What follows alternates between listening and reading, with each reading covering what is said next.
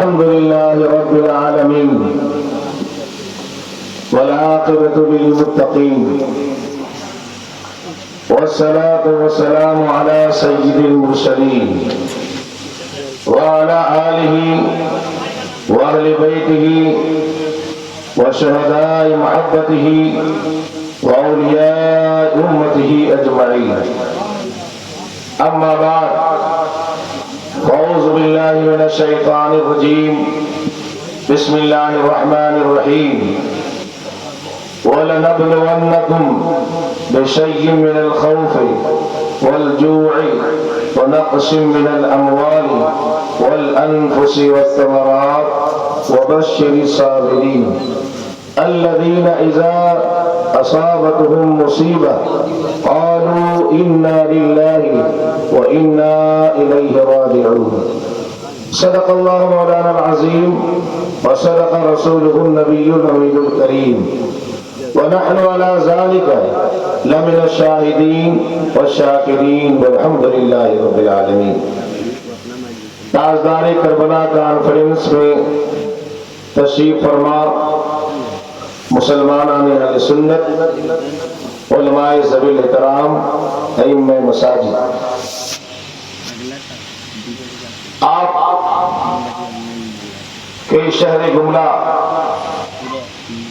کی یہ تاریخی کانفرنس ہے جسے امام حسین شہزادہ بطول نور دید علی حضرت امام حسین سے نسبت ہے، اور اسی نسبت کی بنیاد پر آپ نے اس کانفرنس کا نام تاجدار کربلا رکھا. اور واقعی حقیقت اور سچائی ہے کہ امام حسین شہزادہ بطول امام عالی مقام کربلا کے تاجدار ہیں، اور ایسے تاجدار ہیں کہ آج بھی آپ کا تاج ہم سبوں کے لیے باعث مسرت و شادمانی ہے اور باعث سعادت مندی ہے، اور قیامت کے دن بھی تاجدار کربلا کے صدقے طفیل اور ان کی محبت کی وجہ سے اللہ ہم سبوں کی مغفرت فرمائے گا. آپ بڑے خوش نصیب ہیں کہ آپ ایسی عظیم کانفرنسوں میں اور روح پرور مجلسوں میں جہاں ہر آن ہر لمحہ رحمت و انوار کی برسات ہوتی ہے، اور اس میں آپ حاضر ہو کر کے اللہ کی رحمت کے مستحق ہوتے ہیں. چونکہ کتابوں میں آتا ہے ان ذکر صالحین تنزل الرحمہ، صالحین کا جہاں پر ذکر ہوتا ہے، جہاں اللہ کے نیک بندوں کا ذکر ہوتا ہے، اللہ کے ان بندوں کا ذکر ہوتا ہے جسے ہم اپنی زبان میں متقی کہتے ہیں، پرہیزگار کہتے ہیں، اللہ کا ولی کہتے ہیں، صالحین کہتے ہیں. کتابوں میں آتا ہے کہ جس جگہ صالحین کا ذکر ہوتا ہے اس جگہ اللہ انوار رحمت کی برسات برساتا ہے. آج آپ جس کی محفل میں بیٹھے ہیں وہ صالحین نہیں ہے بلکہ امام الصالحین ہے، وہ شہیدی نہیں ہے بلکہ امام الشہداء ہے، وہ عارفی نہیں ہے بلکہ امام العارفین ہے، وہ متقی نہیں ہے بلکہ امام المتقین ہے. وہ ایسے امام ہے جو امامی نہیں ہے بلکہ امامی ہدایت ہے، شمع ہدایت ہے. رسول کریم صلی اللہ علیہ وسلم کی نوازے جن کی محبت کی بنیاد پر ہم یہاں بھی کامیاب ہیں، قبر کی کالی کوٹھی میں ہمارا بیڑا پار ہے، میدان محشر میں جن کی محبت کی بنیاد پر رسول کریم کی ہمیں شفاعت حاصل ہوگی. اس لیے دل جمعی سے بیٹھیے اور میری گفتگو کو سنجیدگی کے ساتھ سماعت کریے، لیکن سنجیدگی کا مطلب نہیں کہ ہم خاموش رہیں، بلکہ اپنی زبانوں کو کھولے رکھیے، اپنے ہونٹ کو حرکت بھی دیجیے. گاہے بگاہے اللہ کی کبریائی اور اس کی پاکی کی تصویر اپنی زبانوں پر جاری و ساری رکھے، تاکہ سبحان اللہ الحمدللہ کے ورد سے ہماری زبان بھی پاک ہوتی ہے، ہمارا وجود بھی پاک ہوتا ہے، اور سبحان اللہ الحمدللہ کی برکت سے اللہ تبارک و تعالی ہمارے نام اعمال کے ثواب درج فرماتا ہے۔ اس لیے بیٹھے تو سبحان اللہ بھی کہتے رہیے، الحمدللہ بھی کہتے رہیے، اور امام حسین کے نام پر یا حسین کا نعرہ بلند بھی کرتے رہیے۔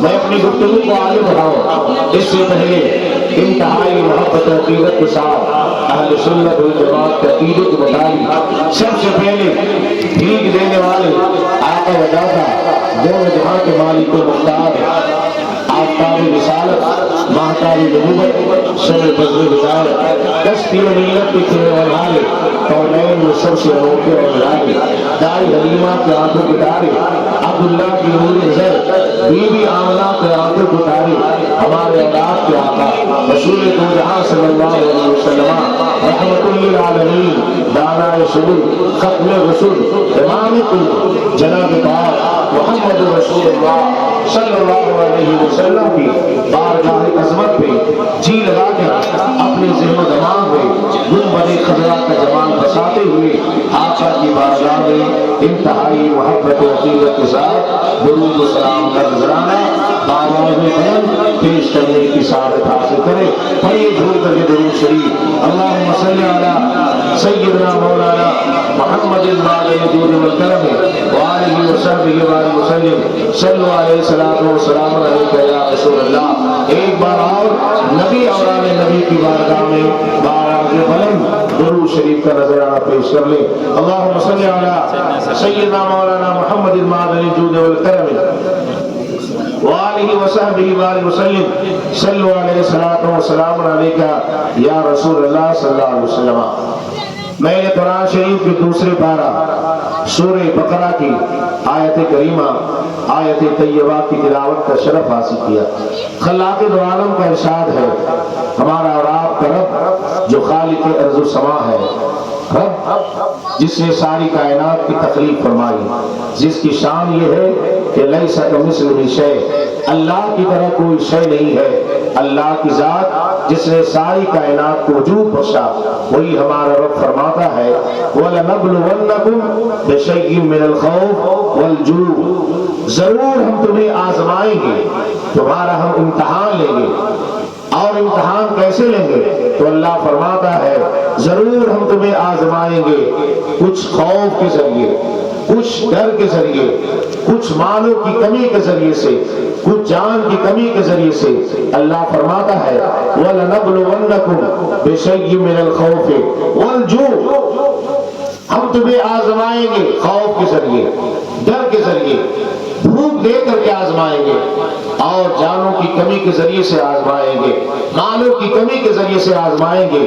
لیکن ایسی امتحان کی گھڑی میں اگر میرا بندہ صبر کرتا ہے، جان جانے پر صبر کرتا ہے، مال کے چلے جانے پر صبر کرتا ہے، کھانا نہیں ملتا ہے بھوکے رہ کر کے صبر کرتا ہے، میری تعریف کرتا ہے، نقصان پا کر کے بھی میری حمد و ثنا بجا لاتا ہے، دشمنوں کا خوف ہوتے ہوئے بھی اللہ کی حمد و ثنا کرتا ہے، تو اللہ فرماتا ہے وَبَشِّرِ الصَّابِرِينَ، اے محبوب آپ بشارت دے دیجئے، آپ خوشخبری دے دیجئے ان لوگوں کو جو ان چیزوں کے پانے کے بعد صبر کرتے ہیں۔ الذین اذا اصابتہم المصیبہ، یہ ایسے لوگ ہیں، ایسے صابرین ہیں، ایسے صبر کرنے والے ہیں، جب انہیں کوئی مصیبت پہنچتی ہے تو قالوا، مصیبت کے پہنچنے کے بعد یہ کہتے ہیں اِنَّا لِلَّهِ، ہم اللہ ہی کے لیے ہے، وَإِنَّا إِلَيْهِ رَاجِعُونَ، اور ہم سبوں کو اللہ ہی کی طرف لوٹنا ہے۔ اگر ہماری جان جا رہی ہے تو یہ اللہ کی دی ہوئی ہے، اگر ہمارا مال جا رہا ہے تو یہی اللہ کا دیا ہوا ہے، اگر ہمارے اندر کمی ہو رہی ہے، اگر ہمارے مال کی کمی ہو رہی ہے، جان کی کمی ہو رہی ہے، تو یہ سب اللہ ہی کے لیے ہے۔ وَإِنَّا إِلَيْهِ رَاجِعُونَ، اور ہم سبوں کو اللہ ہی کی طرف لوٹنا ہے۔ اس آیت کریمہ کو نگاہوں کے سامنے رکھیے اور میدان کربلا کے اس تاریخی واقعات کو سماعت کریے، اور اس سے ہمارا اور آپ کا عقیدہ روز روشن کی طرح آفتاب سے بھی زیادہ روشن اور تابناک ہو جائے گا کہ واقعات کربلا ہمیں اس بات کا پیغام دیتا ہے، امام حسین کی قربانی اور ان کے جانثاروں کی قربانی، ان کے شہزادوں کی قربانی، ان کے بیٹوں کی قربانی، ان کے بھائیوں کی قربانی، ان کے بھتیجوں کی قربانی، یہ اس بات کا پیغام دیتی ہے۔ کربلا کے تپتے ہوئے صحرا میں مقام عالم میں، ایسے حالت میں امام حسین کو ہر طرح سے آزمایا گیا، بھوک کے ذریعے سے بھی آزمایا گیا، بھوکے رکھ کر کے بھی آزمایا گیا۔ 3 دن کے حسین بھوکے تھے، 3 دن کے پیاسے تھے، ان کے خاندان کے لوگ پیاسے تھے، بھوک کے ذریعے سے بھی آزمایا گیا، دشمنوں کا ڈر دے کر کے بھی آزمایا گیا۔ لیکن تاریخ کربلا ہمیں بتاتی ہے میرا حسین استقامت اور صبر کا ایسا بہار تھا کہ اس عالم میں حسین نے دشمنوں کا خوف نہیں کیا، اس لیے کہ جو حیدر کرار کا شیر نر ہوتا ہے وہ دشمن سے ڈرتا نہیں ہے، دشمن کو ڈراتا ہوا نظر آتا ہے۔ حسین نے بتا دیا ہے کہ میری رگوں میں حیدر کرار کا خون ہے، میری رگوں میں فاطمہ زہرا کا خون ہے، جس کے رگوں میں حیدر کرار کا خون ہوتا ہے۔ تو جب میرے بابا جان نے تنہا خیبر کے دروازے کو اٹھا لیا تو اس کا شہزادہ آج یزید پر ہزاروں پر تنہا بھاری نظر آتا ہے، اور تاریخ کربلا نے پیغام دے دیا، اے یزیدیوں یہ تمہاری بھول ہے، تمہارا لشکر اگر 22,000 کا کیا ہے، اگر 1 لاکھ بھی ہوتا اور ایک حسینی اگر نعرہ لگا کر کے میدان کربلا میں آ جائے اور ایک ایک کر کے تم مقابلہ کے لیے بھیجو تو 22,000 کا خاتمہ کر دیں گے۔ حسینی اپنا نعرہ بلند کر دیں گے۔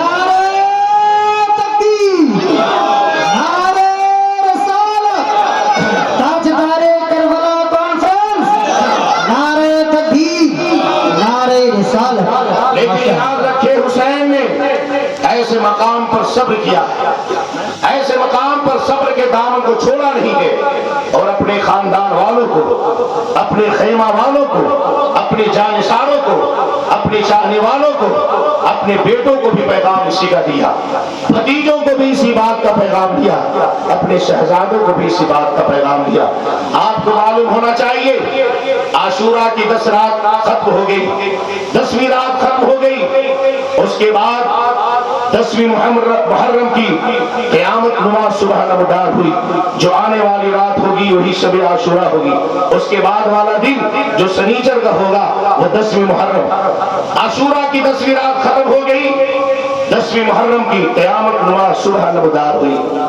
ایسے عالم میں امام عالی مقام نے نماز فجر اپنے احباب کے ساتھ خشوع خضوع کے ساتھ جماعت کے ساتھ نماز فجر پڑھی، نہ خوف ہے، نہ ڈر ہے، نہ دشمنوں سے ہراساں ہے، نہ پریشان ہے، جبکہ موت کو آنکھوں کے سامنے دیکھ رہے ہیں، موت ان کی نگاہوں کے سامنے ہے۔ لیکن یاد رکھیے جو اللہ والا ہوتا ہے، جو مرد حق ہوتا ہے، وہ موت سے ڈرتا نہیں ہے، موت سے گھبراتا نہیں ہے، موت سے بھاگتا نہیں ہے، اس لیے کہ وہ جانتا ہے ایمان والا موت کو گلے سے لگاتا ہے، اسے معلوم ہے کہ یہ دنیا دار فانی ہے اور آخرت کا گھر جسے دار آخرت کہا جاتا ہے وہی مومن کا اصلی گھر ہے، اور اسی گھر میں ہمیشہ رہنا ہے۔ اسی کو تو کسی شاعر نے کیا خوب کہا، جس گھر میں 2 دن رہنا ہے اس گھر کو سجایا خوب، مگر جس گھر میں ہمیشہ رہنا ہے کیسا ہے وہ گھر معلوم نہیں۔ دنیا میں ہم گھر کو عالیشان بناتے ہیں، کروڑوں روپے خرچ کر کے بناتے ہیں، لیکن اس میں کبھی آدمی سال بھر رہتا ہے، 2 سال رہتا ہے، لیکن جس گھر میں ہمیشہ رہنا ہے کیسا ہے گھر اسے معلوم نہیں۔ آپ جانتے ہیں اسی صبح کو امام عالی مقام نے نماز فجر با جماعت ادا کی، نہایت خشوع خضوع کے ساتھ سارے لوگ اسے یہاں قرآن کی تلاوت کی جائے، سب کی زبان پر اللہ کی تسبیح و تحمید کے نعرے بلند تھے۔ امام حسین اس ذات کا نام ہے، امام حسین اس شخصیت کا نام ہے جس کے بارے میں ایک شاعر اپنی عقیدت کا نذرانہ پیش کرتا ہے تو امام حسین کی بارگاہ میں اس طرح سے پیش کرتا ہے، جو جواں بیٹے کی میت پر نہ رویا وہ حسین، کہیے سبحان اللہ، جو جواں بیٹے کی میت پر نہ رویا وہ حسین، جو دہکتے آگ کے بستر پر سویا وہ حسین، جو جواں بیٹے کی میت پر نہ رویا وہ حسین، جو دہکتے آگ کے بستر پر سویا وہ حسین، جس نے اپنے خون سے دنیا کو دھویا وہ حسین، جس نے اپنے خون سے دنیا کو دھویا وہ حسین، جس نے سب کچھ کھو کے کچھ بھی نہ کھویا وہ حسین، مرتبہ اسلام کا جس نے دوبارہ کر دیا، مرتبہ اسلام کا جس نے دوبارہ کر دیا، دونوں عالم میں جس نے اجالا کر دیا۔ اور آگے شاعر کہتا ہے اللہ اللہ راکب دوشے پیغمبر وہ حسین۔ حسین کیا تھے؟ رسول کریم صلی اللہ علیہ وسلم کے کاندھے پر سوار ہوتے تھے. اللہ اللہ راکبے دوش پیمبر وہ حسین، فاطمہ کا نور دیدہ جان حیدر وہ حسین، فاطمہ کا نور دیدہ جان حیدر وہ حسین، عظمت و اخلاص و قربانی کا پیکر وہ حسین. کہیے سبحان اللہ. عظمت و اخلاص و قربانی کا پیکر وہ حسین، کربلا کے غازیوں کا میر لشکر وہ حسین، کربلا کے غازیوں کا میر لشکر وہ حسین. نام نامی جس کا لوہے دہر پر مرقوم ہے، نام نامی جس کا لوہے دہر پر مرقوم ہے، فرش سے تا عرش جس کی عظمتوں کی دھوم ہے، فرش سے تا عرش جس کی عظمتوں کی دھوم ہے، جو جوان بیٹے کی میت پر نہ رویا وہ حسین. اب کربلا کی تاریخ کو دیکھیے، امام حسین کے جانثاروں کی شہادت دیکھیے. 10ویں محرم کی صبح نمودار ہو گئی، اجالا ہو گیا. اس کے بعد اس سے پہلے میں آپ کو اختصار میں کچھ باتیں بتا دوں جو آپ کے ذہن میں اس بات کو بتا لیں گے تو اچھی طرح سے بات آپ کے ذہن نشی ہو جائے گی. کربلا میں امام حسین کے 3 شہزادے ان کے ساتھ گئے تھے. ایک بیمار زین العابدین جن کا نام تھا علی اوسط، اور دوسرے تھے علی اکبر، اور تیسرے تھے علی اصغر. یہ امام حسین کے 3 شہزادے کربلا میں گئے تھے. اس میں سے 2 شہزادے نے جام شہادت نوش کیا، ایک علی اکبر اور دوسرے علی اصغر، اور بچ جانے والے کا نام بیمار زین العابدین ہے. اسی سے سادات حسینی پوری دنیا میں پھیلے ہوئے. اس کے بعد حضرت مولا علی شیر خدا کے 4 بیٹے میدان کربلا میں گئے تھے. مولا علی شیر خدا کے 4 بیٹے میدان کربلا میں گئے تھے اور چاروں بیٹے نے جام شہادت نوش کیا تھا. اور آپ کو معلوم ہونا چاہیے کہ مولا علی کے 4 نہیں بلکہ 5 بیٹے میدان کربلا میں گئے اور 5 بیٹے نے جام شہادت نوش کیا. ایک بیٹے کا نام محمد بن علی، انہیں کو محمد بن حنفیہ کہا جاتا ہے. دوسرے بیٹے عبداللہ بن علی، تیسرے بیٹے عثمان بن علی، چوتھے بیٹے جعفر بن علی، 5ویں بیٹے عباس بن علی. یہ 5 بیٹے حضرت علی کے جو میدان کربلا میں امام حسین کے ساتھ گئے تھے اور جام شہادت نوش کیا تھا. حضرت امام حسین کے بڑے بھائی حسن مصطفیٰ، ان کے 4 بیٹے میدان کربلا میں گئے تھے اور چاروں بیٹے نے جام شہادت نوش کیا. ایک بیٹے کا نام قاسم بن حسن، دوسرے بیٹے کا نام عبداللہ بن حسن، تیسرے بیٹے کا نام عمر بن حسن اور چوتھے بیٹے کا نام ابو بکر بن حسن. اسی طرح سے حضرت عقیل جو حضرت علی کے بھائی اور حضرت امام حسین کے چچا، ان کے ایک بیٹے تو امام حسین کے کربلا پہنچنے سے پہلے جام شہادت نوش کر لیے تھے جن کا نام امام مسلم. اس کے بعد حضرت عقیل کے 3 بیٹے میدان کربلا میں امام حسین کے ساتھ گئے اور تینوں بیٹے نے جام شہادت نوش کیا تھا. ایک بیٹے کا نام عبداللہ بن عقیل، دوسرے کا نام عبد الرحمن بن عقیل، تیسرے بیٹے کا نام جعفر بن عقیل. اسی طرح سے جعفر طیار کے 2 بیٹے، جعفر طیار کے 2 پوتے میدان کربلا میں گئے تھے اور یہ دونوں پوتے کون ہیں؟ امام حسین کے حقیقی بھانجا ہوئے. کہیں سبحان اللہ. امام حسین کے حقیقی بھانجا، چونکہ امام حسین کے حقیقی بہن حضرت زینب کے یہ دونوں بیٹے تھے جن میں سے ایک کا نام تھا عون اور دوسرے کا نام تھا محمد، جسے عون و محمد کہا جاتا ہے. یہ جعفر طیار کے پوتے تھے اور ان کے والد کا نام عبداللہ بن جعفر تھا. یہ بھی میدان کربلا میں اپنے ماما جان کے ساتھ گئے تھے اور جام شہادت انہوں نے نوش کیا تھا. اس طرح سے خاندان اہل بیت کے 17 شہزادوں نے جام شہادت نوش کیا تھا. بچ جانے والے میں سے ایک زین العابدین تھے، دوسرے جو تھے وہ عمر بن حسن تھے اور تیسرے جو تھے محمد بن عمر بن علی تھے. یہ سب قید کر لیے گئے تھے اور اس کے ساتھ اور چھوٹے شہزادے تھے جن کو قیدی بنایا گیا تھا. اب آپ ان چیزوں کو اپنے نگاہوں کے سامنے رکھیے. اس کے ساتھ ساتھ 72 جانثاروں نے اپنی قربانی پیش کیا. آپ کو معلوم ہوا چاہیے کہ انہی قربانی پیش کرنے والوں میں سے جانثاروں میں سے ایک جانثار جسے اسلام کی تاریخ میں عبداللہ وہب بن عبداللہ کلبی کہا جاتا ہے.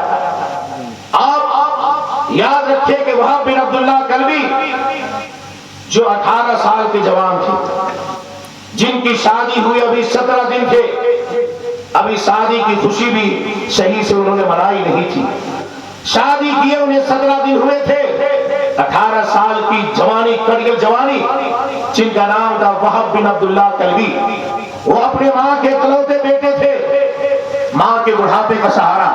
ایسا عالم میں کیا کوئی ماں چاہے گی اپنے بیٹے کو قربان کرے؟ لیکن قربان جاؤ وہب بن عبداللہ کلبی کے ماں کے اوپر۔ وہب بن عبداللہ کلبی نے اپنے بیٹے سے کہا، بیٹے میری ایک تمنا ہے، میری ایک آرزو ہے، میری ایک خواہش ہے۔ وہب بن عبداللہ کلبی نے کہا، امی جان کہیے کیا خواہش ہے؟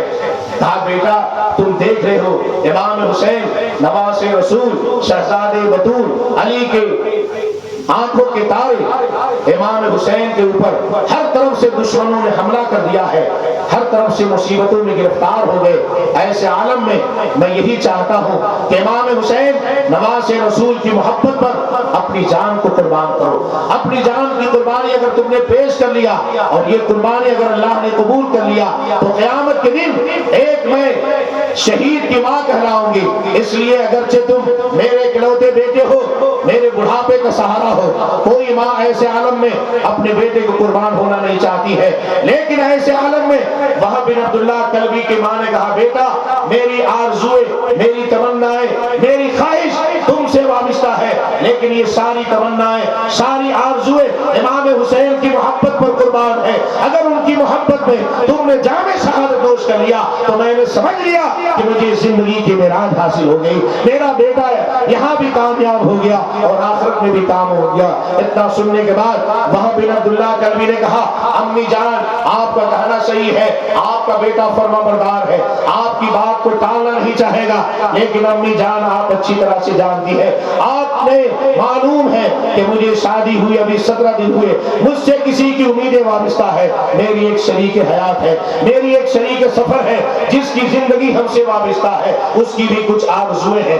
اس کی بھی کچھ تمنائیں ہیں، آپ کی 100% بات ہمیں تسلیم ہے، لیکن امی جان اس سے اجازت لینے دیجئے، اس کے پاس میں چلا جاؤں اور اس کے پاس جا کر کے اس سے اجازت لوں۔ اتنا سننے کے بعد اس کی ماں نے کہا، بیٹا تم جانتے ہو کہ عورتیں ناقص العقل ہوتی ہے، کہیں ایسا نہ ہو کہ اس کے عقل کی کمی کی بنیاد پر اس کے پھندے میں تم آ جاؤ اور اس سعادت سے اور اس عظیم نعمت سے تم محروم ہو جاؤ، اس لیے میرے بیٹے میں یہی چاہتا ہوں کہ تم نہ جاؤ۔ آپ نے کہا، امی جان آپ پورے طور سے میری ذات پر بھروسہ رکھیے، عورت اگرچہ ناقص العقل ہے، میں اس کے پھندے میں آنا والا نہیں، لیکن چونکہ میری شریک حیات ہے، میری شریک سفر ہے اور اس کی زندگی مجھ سے وابستہ ہے، اس سے اجازت لینا بھی تو ضروری ہے، اس لیے کہ رسول کریم کا بھی ارشاد ہے کہ کہیں سفر میں جائے نہ ہوئے، مار کے جہاد میں جانے لگو تو اپنی بیوی سے بھی اجازت لے لو۔ اے امی جان اگر اس سے اجازت نہ لوں گی تو سارا معاملہ گڑبڑا جائے گا۔ ماں نے کہا، بیٹا جاؤ لیکن جلدی چلانا، کہیں اس کی زلفوں کا شکار مت ہو جانا، اس کی محبت میں گرفتار نہ ہو جانا، اس کی لوریوں میں گرفتار ہو کر کے اس شہادت سے محروم مت ہو جانا۔ بیٹے نے کہا، نہیں امی جان ایسا نہیں ہوگا، آپ بھروسہ رکھیے، میں جاتا ہوں، صرف اس سے اجازت لینے کے لیے جاتا ہوں۔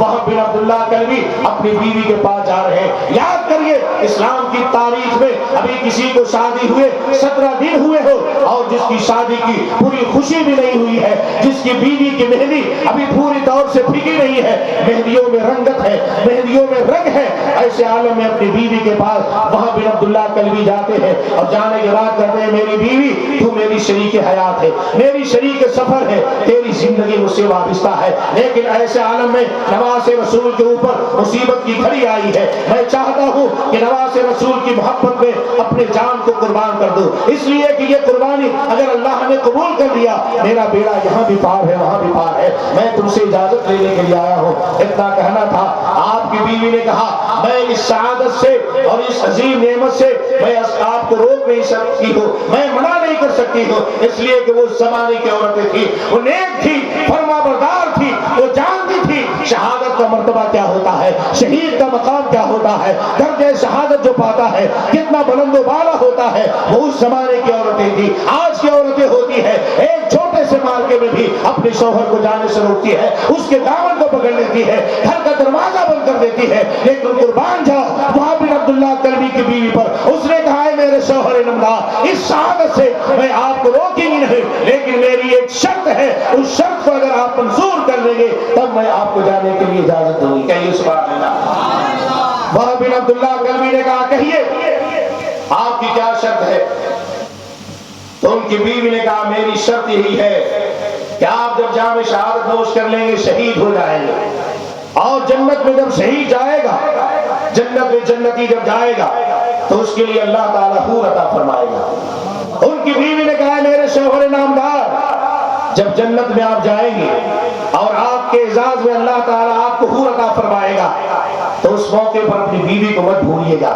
جب جنت میں جائیے گا تو اپنی بیوی کو اپنے ساتھ لے کر کے جائیے گا، اپنی شریک حیات کو اپنے ساتھ لے کر کے جائیے گا۔ اتنا سننا تھا، کہا ٹھیک ہے یہ مجھے منظور ہے، لیکن اس کے بعد اس کی بیوی نے کہا یہ وعدہ آپ کو امام عالی مقام کے سامنے کرنا ہوگا، امام حسین کے سامنے کرنا ہوگا، شہزادے رسول کے سامنے کرنا ہوگا، جگر گوشے بطول کے سامنے کرنا ہوگا، علی کے آنکھوں کے چین کے سامنے کرنا ہوگا، نواز رسول کے سامنے کرنا ہوگا۔ اتنا سننے کے بعد وہ واپس آتے ہیں، آنے کے بعد اپنی والدہ ماجدہ سے سارا واقعہ بیان کرتے ہیں۔ آپ کی ماں نے کہا اچھی بات ہے، آپ نے اس کی شرط کو منظور کر لیا، ہم آپ شرط کو منظور کر لیا۔ اس کے بعد کیا ہے، وہب بن عبداللہ اٹھتے ہیں، ان کی بیوی اٹھتی ہے، ان کی والدہ ماجدہ اٹھتی ہے، یہ تینوں امام عالی مقام کے خیمے کی طرف جاتے ہیں۔ امام عالی مقام کی بارگاہ میں وہب بن عبداللہ کلبی کی ماں حاضر ہوتی ہے اور حاضر دینے کے بعد کہتی ہے اے امام عالی مقام، اے نواز رسول، میری زندگی کی پوری کمائی میرا یہی اکلوتا بیٹا ہے، یہ میرے بڑھاپے کا سہارا ہے، اس کے باپ کو کئی سال ہو گئے انتقال کیے ہوئے، ایسے عالم میں کوئی ماں اپنے بیٹے کو رخصت ہونا منظور نہیں کرے گی، پسند نہیں کرے گی، لیکن میری ساری کمائی آپ کے قدموں پر نثار ہے۔ اگر اس نے جان شہادت نوش کر لیا اور اللہ نے اس کی شہادت کو قبول کر لیا تو میرے لیے فخر کی بات ہوگی کہ میں قیامت کے دن بلائی جاؤں گی تو ایک شہید کی ماں کے نام سے بلائی جاؤں گی، اس لیے میں اس اعزاز کو اپنے بیٹے کو دینا چاہتی ہوں۔ امام عالی مقام آپ کی بارگاہ میں آئی، یہ میرا بیٹا ہے اور یہ میری بہو ہے، ابھی شادی کے 17 دن ہوئے ہیں، شادی کی پوری خوشی بھی حاصل نہیں ہوئی، لیکن ساری خوشی آپ کی خوشی کے اوپر قربان ہے، ساری خوشی آپ کی محبتوں پر قربان ہے، آپ کی عقیدتوں پر قربان ہے، آپ کی جانشاری پر قربان ہے۔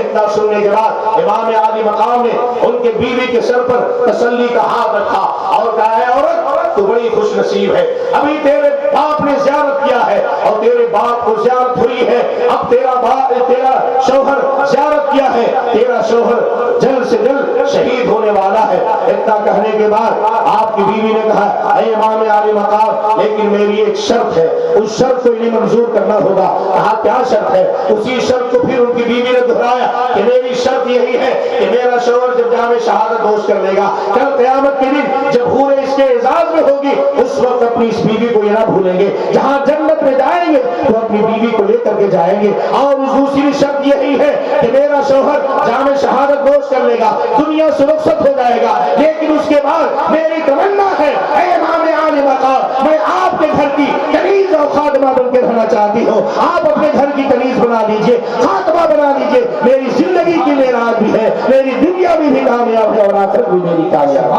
نعرہ تکبیر، نعرہ رسالت، مسلک اعلی حضرت۔ اتنا سننے کے بعد امام عالی مقام نے کہا ٹھیک ہے یہی شرط ہے، کہا یہی شرط ہے، لیکن آپ اپنی زبان سے کہیے امام عالی مقام نواز رسول، اس لیے کہ وہ عورت بھی جان نہیں ہے کہ یہ کوئی اور نہیں ہے، حیدر کرار کا شیر قبر ہے، فاطمہ کی آنکھوں کا تارا ہے، نواز رسول ہے، جن کے نانا جان کا عالم یہ ہے کہ حضور تاج الشریعہ پکار اٹھتے ہیں، جہاں پانی عطا کر دے بھری جنت ہبا کر دے، نبی مختار کل ہے جس کو جو چاہے عطا کر دے۔ تو جن کے نانا جان کو اللہ نے اختیار دیا ہے جس کو چاہے بھری جنت عطا فرما دے، جسے چاہے جنت میں داخلہ عطا فرما دے، جسے چاہے جنت میں اعلیٰ مقام عطا فرما دے۔ اس لیے وہ جان نہیں تھی نواز رسول اپنی زبان سے جو کہہ دیں گے وہ پتھر کی نظیر ہو جائے گی، اسے کوئی مٹا نہیں سکتا ہے، اسے کوئی ختم نہیں کر سکتا ہے۔ نواز رسول نے کہا ٹھیک ہے مجھے منظور ہے اور یہ شرط مجھے منظور ہے، اور شوہر کی شہادت کا جام پینے کے بعد تم اہل بیت کی خادمہ ہوگی، کنیز ہوگی۔ اتنا سننا تھا عورت خوش خوشی سے مچل گئی اور کہا یہی تو میری تمنا ہے کہ کل جنت میں میں اپنے شوہر کے ساتھ رہوں اور دنیا میں شوہر کے جانے کے بعد اہل بیت کی کنیز اور خاتمہ بن کر ہوگی تو دنیا بھی میری کامیاب ہے اور آخرت بھی میری کامیاب ہے۔ اور اس کے بعد یاد رکھے ایک ماں نے اپنے بیٹے کو گھوڑے پر سوار کیا، ایک بیوی نے اپنے شوہر کو ہتھیار تھمایا، نیزے دی ہے، فولادی ٹوپی وہاں بن عبداللہ نے پہنا اور جسم پر زنا پہنا جو لوہے کا ہوتا ہے، ہاتھوں میں نیزہ لیا اور لینے کے بعد گھوڑے پر سوار ہو گئے، اپنی بیوی کو سلام کیا، اپنی ماں کو سلام کیا اور سلام کرنے کے بعد یزیدی فوجوں کو للکارا، حل من مبارزین، کیا کوئی یزیدی فوج ہے جو میرے مقابلے میں آنے والا ہے؟ اور یاد رکھیے اس سے پہلے وہب بن عبداللہ جب میدان کارزار میں میدان جہاد میں جاتے ہیں تو جانے کے بعد کیا کہتے ہیں؟ یہ نعرہ بلند کرتے ہیں حسین امیر ونعم الامیر لہو لمعۃ کالسراج المنیر۔ آپ پکار دیتے ہیں کہ حسین میرے امیر ہے، کتنے اچھے امیر ہیں، ایسے امیر ہیں کہ ان کی روشنی ایسی ہے جس کی روشنی کے سامنے سورج کی روشنی پھیکی پڑ جاتی ہے، اس کی روشنی ایسی ہے کہ وہ سراج منیر ہے، اچھے امیر ہے، بہترین امیر ہے، بہترین قائد ہے، بہترین رہبر ہے اور بہترین مقتدا ہے، بہترین پیشوا ہے۔ اس کے بعد آواز لگایا حل من مبارز، کوئی میرے مقابلہ میں آنے والا ہے۔ اب یزیدی فوجوں کے اوپر تھر تھراہٹ سی طاری ہو گئی، کوئی آگے بڑھنے کے لیے نام نہیں لیتا ہے۔ اس کے بعد یہ خود آگے بڑھتے ہیں، آگے بڑھنے کے بعد یزیدیوں پر ایسا حملہ کرتے ہیں کہ ان کی صفوں کو درہم برہم کر دیتے ہیں، ان کی صفوں پر کبھی داہنے میں حملہ کرتے ہیں جس کو عربی میں میمنہ کہا جاتا ہے، کبھی بائیں پر حملہ کرتے ہیں جسے میسرہ کہا جاتا ہے، داہنے والی فوج کو درہم برہم کر دیتے ہیں، ان کے یکجائی کو اور ان کے اکٹھے پن کو منتشر کر دیتے ہیں، بائیں طرف حملہ کرتے ہیں تو بائیں کی فوج پیچھے ہو جاتی ہے، قلب لشکر میں جاتے ہیں، قلب کے لشکر کے بیچوں بیچ جاتے ہیں، وہاں پر بھی جا کر کے ایسی تلوار گھماتے ہیں تو یزیدی ادھر سے ادھر بھاگنے لگتے ہیں، کسی کی ہمت نہیں ہوتی ہے۔ اسی عالم میں پیاس ستاتی ہے، پیاس ستاتی ہے، پیاس ستاتے ہوئے پھر وہ آتے ہیں خیمے کی طرف آتے ہیں، خیمے کی طرف آ کر کے اپنی ماں کے پاس آئے، آنے کے بعد کہا امی جان آپ مجھ سے راضی ہو گئی؟ کہا بیٹا میں تو قیامت تک کے لیے تم سے راضی ہو گئی، قیامت تک کے لیے میں تم سے خوش ہو گئی۔ اس کے بعد اپنی بیوی کے پاس جاتے ہیں، وہاں بن عبداللہ کلبی پوچھتے ہیں اے میری بیوی، اے میری شریک حیات، اے میری ہمسفر، اے میری زندگی کی پارٹنر، کیا تم مجھ سے خوش ہو گئی؟ تو دیکھا کہ بیوی کے آنکھوں میں آنسو کے قطرے جاری ہیں، آنکھیں اشکبار ہیں۔ آپ نے پوچھا اے میری بیوی کیا بات ہے؟ تم نے مجھے اجازت دیا تھا، خوشی سے اجازت نہیں دیا تھا، راضی برضا ہو کر کے اجازت نہیں دیا تھا، آنکھوں سے آنسو کے قطرے جاری کیوں ہے؟ ان کی بیوی نے کیا بہترین جواب دیا، اے میرے شوہر نامدار، یہ آنکھوں سے آنسو کے قطرے جاری ہیں غم کی بنیاد پر نہیں، خوشی کی بنیاد پر۔ میں تو دعا کر رہی ہوں کہ آپ جامع شہادت نوش کر لیں، اگرچہ میرا سہاگ چلا جائے لیکن آپ جامع شہادت نوش کر لیں گے تو کل قیامت کے دن میں فخر کروں گی کہ ایک میرا شوہر ہے جو شہید ہے اور شہید کی بیوی کے نام سے میں پکار جاؤں گی۔ جہاں جنت میں آپ جائیں گے تو آپ کے ساتھ آپ کی بیوی بھی جائے گی۔ نعرہ تکبیر، نعرہ رسالت، یا علی، بولیے یا علی، یا حسین، یا حسین، یا حسن۔ اس کے بعد اپنی بیوی کو تسلی دیا، کہا واقعی تم جیسی عورت سب کو ہو جانا چاہیے۔ اور اس کے بعد پھر کیا ہوتا ہے؟ میدان سے یزیدیوں کی طرف سے آواز آتی حل من مبارز، کیا کوئی مقابلہ میں آنے والا حسینیوں کی طرف سے؟ وہب بن عبداللہ کلبی جو اپنے گھوڑے سے نیچے نہیں اترے تھے، گھوڑے کو ریڑھ لگائی، پھر یزیدیوں کے درمیان چاہتے ہیں، پھر اپنی طاقت و قوت اور شجاعت کا مظاہرہ دکھاتے ہیں۔ یزیدی فوج ادھر سے ادھر ہو رہی ہے، کسی میں ہمت نہیں جو قریب آ کر کے مقابلہ کرے۔ ابن سعد جو لیڈرنگ کر رہا تھا، جو اس پوری فوج کی کمانڈنگ کر رہا تھا، جسے ابن سعد کہا جاتا ہے، جس کا اصل میں نام عمرو ابن سعد ہے، جسے ابن سعد کہا جاتا ہے، اس نے یزیدیوں کو تانا دیتے ہوئے کہا اے یزیدیوں، تمہاری ایسی ایسی زندگی جس پر لعنت ہے کہ ایک نوجوان ہماری یزیدیوں میں گھس کر کے، یزیدیوں فوجوں میں گھس کر کے کبھی دائیں کو بائیں کر دیتا ہے، بائیں والے کو دائیں کر دیتا ہے، ہماری صفوں کو درہم بھرم کر دیتا ہے، ہماری صفوں کو منتشر کر دیتا ہے، ہماری صفوں میں انتشار لا دیتا ہے۔ تمہیں ہمت نہیں ہے کہ اس پر وار کر سکو، اس پر حملہ کر سکو؟ یہ تنہا اگر ایک ایک بات دیکھ اس سے مقابلہ کرو گے تو سب کو تہے تیگ کرتا چلا جائے گا، سب کو تہے تیگ کرتا چلا جائے گا، موت کے گھاٹ اتارتا چلا جائے گا۔ اس لیے اس نے کہا ایسے عالم میں تنہا اس کا مقابلہ نہیں کیا جا سکتا ہے، اس کا مقابلہ کرنے کے لیے سب کو مل کر کے حملہ کرنا ہوگا۔ اسی عالم میں اس نے ایک شخص کو ایک کمانڈنگ دیا تھا جس کا نام تھا طفیل بن محکم۔ طفیل بن محکم کو کہا کہ 1000 فوج لے کر کے اس کے چاروں طرف سے گھیر لو، اس لیے کہ تنہا اگر ایک ایک یزیدی جائے گا تو کوئی بھی اس کے تلوار سے بچ نہیں سکے گا، اس کے نیزے سے بچ نہیں سکے گا، اس کے تیر سے بچ نہیں سکے گا، اس کی تلوار سے بچ نہیں سکے گا، اس لیے تم لوگ اس کو چاروں طرف سے گھیر لو۔ کتابوں میں آتا ہے، تاریخ میں یہ بات مذکور ہے کہ جب ابن سعد نے محکم ابن طفیل کو کہا 1000 فوج لے کر کے چاروں طرف سے گھیر لو، 1000 فوج لے کر کے وہب بن عبداللہ کلبی کو چاروں طرف سے گھیرا گیا ہے۔ اس عالم میں بھی آپ کی تلوار چلتی ہے، آپ کے نیزے چلتے ہیں، آپ کے تیر چلتے ہیں، لیکن خون سے لہو لہان ہے، جسم سے خونوں کا فوارہ جاری و ساری ہے، چاروں طرف سے حملے ہوتے ہیں، تیروں کی بارش ہوتی ہے، نیزوں کی بارش ہوتی ہے، انی کی برسات ہوتی ہے، تلواریں چلتی ہیں، آپ تلوار کے روک کر کے اپنی تلوار مار کرتے ہیں، کتنوں کو اس عالم میں بھی تہے تیگ کرتے ہیں، کتنے کو ایسے عالم میں موت کے گھاٹ پہنچا دیتے ہیں، کتنے کو ایسے عالم میں جہنم رسید کر دیتے ہیں۔ اس کے بعد ایک بار کی حملہ کیا گیا، ایک بار کی حملہ کرنے کے بعد آپ پر ایسا حملہ کیا گیا، اس عالم کی بنیاد پر، اس حملے کی بنیاد پر آپ زمین سے گرتے ہیں۔ جب زمین سے گرتے ہیں تو آپ کے اوپر ایسی تلوار چلائی گئی تھی کہ آپ کی گردن جو ہے آپ کے تن سے جدا ہو گئی۔ اس کے بعد آپ کے سر کو اٹھا کر کے یزیدیوں نے حسینی خیمے کی طرف پھینک دیا۔ اس کے بعد امام عالی مقام نے دیکھا کہ میرا ایک جانشاہ واقعی لڑتے لڑتے جام شہادت میں اس کا لیا ہے، آج شہید بن گیا ہے، آج اسے شہادت کا مرتبہ مل گیا ہے۔ امام عالی مقام نے اپنے گھوڑے کو ایڑ لگایا، دوڑایا اور دوڑ کر کے امام عالی مقام نے اس کے سر کو اٹھایا۔ جب سر کو اٹھایا تو ان کی ماں آگے بڑھی، کہا امام عالی مقام میرے بیٹے کے سر کو تو دیکھ لیے، آپ دے دیجئے تاکہ میں اپنے بیٹے کے سر کا دیدار کر لوں۔ آپ نے جب کہا تو حضور امام عالی مقام نے وہ سر جو ہے اس کے ماں کے حوالے کر دیا۔ ماں نے اپنے بیٹے کا سر لیا، سر لینے کے بعد آپ یاد رکھو آج بھی مائیں ہوتی ہے اور اس زمانے کی بھی مائیں ہوگی، آج کی ماں تو کافی روئیں گی اور نہ جانے کیا کیا ایسے جملے کہہ دیں گی جو خلاف شرع ہے، لیکن اس عالم میں وہب بن عبداللہ کلبی کی ماں نے ہاتھ اٹھا کر کے دعا کی، مولا تیرا لاکھ لاکھ شکر و احسان ہے کہ جس کے لیے میں نے دعا کی تھی میری دعا کو تو نے قبول کر لیا اور میرا بیٹا جامع شہادت نوش کر دیا اور میرا بیٹا شہیدوں میں سے ہو گیا ہے۔ اس کے بعد اپنے بیٹے کے سر مبارک کو لیا اور لینے کے بعد چہرے سے گرد و غبار کو صاف کیا۔